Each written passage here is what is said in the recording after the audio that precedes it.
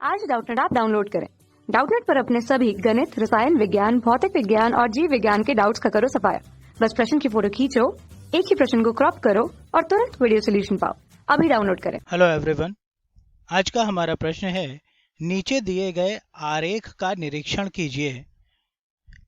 अब ये जो आरेख है ये यहाँ पर हमारा दिया हुआ है। अब यहाँ पर कुछ विकल्प दिए हुए हैं। इन विकल्पों के आधार पर हमें सही विकल्प का चयन करना है। पहला विकल्प है, निम्नलिखित में से कौन सा सही मिलान है? तो पहला विकल्प है हमारा ए, वर्णकित और अपारदर्शी संरचना, और बी है सघन संयोजी ऊतक से बनी परत। यहाँ पर दिया हुआ है यह विकल्प। ठीक, दूसरा विकल्प है हमारा बी, जो स्थान है ये है परत जिसमें प्रकाशग्राही कोशिकाएं होती हैं, और सी है द्वितीय कपाल तंत्रिका यहाँ पर।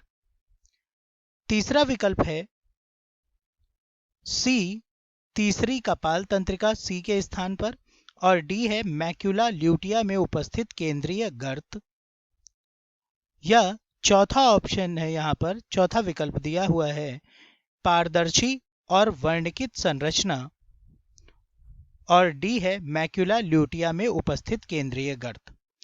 तो यहाँ पर ये जो संरचना हमें दिख रही है ये असल में हमारे आंखों की संरचना को दर्शा रही है। आंख की संरचना के आधार पर अगर हम लोग देखें तो यहाँ पर जो ए विकल्प दिया हुआ है ये आपका जो भाग है ये कॉर्निया का कहलाता है, जो कि पारदर्शी होता है। ठीक है, और पारदर्शी के साथ साथ देखें तो यहाँ पर ये वर्णकित संरचना होती है जो कि हम लोगों को नजर आती है।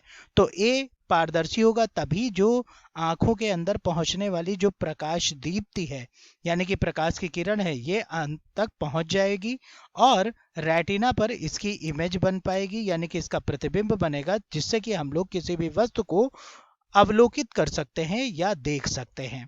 ठीक है, तो यहाँ पर जो ए है ये आपका क्या है, पारदर्शी संरचना होगी। तो यहाँ पर जैसे विकल्प दिया है पहला जिसमें ए का दिया है वर्णकित और अपारदर्शी संरचना, तो ये यहाँ पर क्या हो जाएगा, गलत हो जाएगा।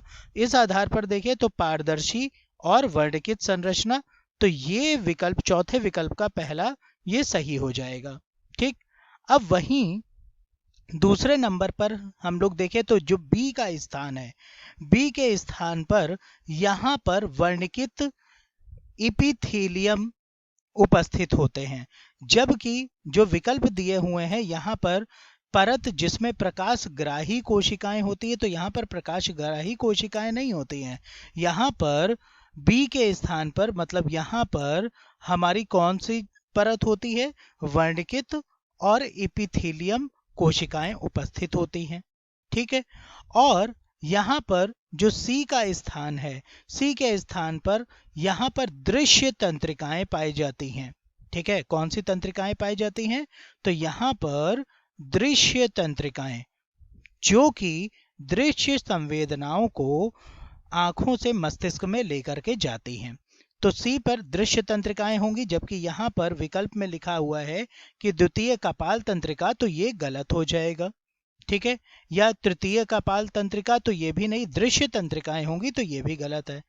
अब डी के स्थान पर अगर हम लोग देखें तो यहाँ पर दिया है मैक्युला ल्यूटिया में उपस्थित केंद्रीय गर्त। मैक्युला ल्यूटिया जो स्थान होता है जहां पर प्रतिबिंब बन पाता है, तो मैक्युला ल्यूटिया जो है ये डी के स्थान पर उपस्थित होता है, यानी कि ये भी विकल्प यहाँ पर सही होगा। तो जिसमें कि दोनों विकल्प हमारे अगर सही हैं तो उस आधार पर देखें तो यहाँ पर इस प्रश्न का हमारा सही उत्तर क्या होगा कि जो चौथा विकल्प है कि ए पारदर्शी और वर्णकित संरचना है।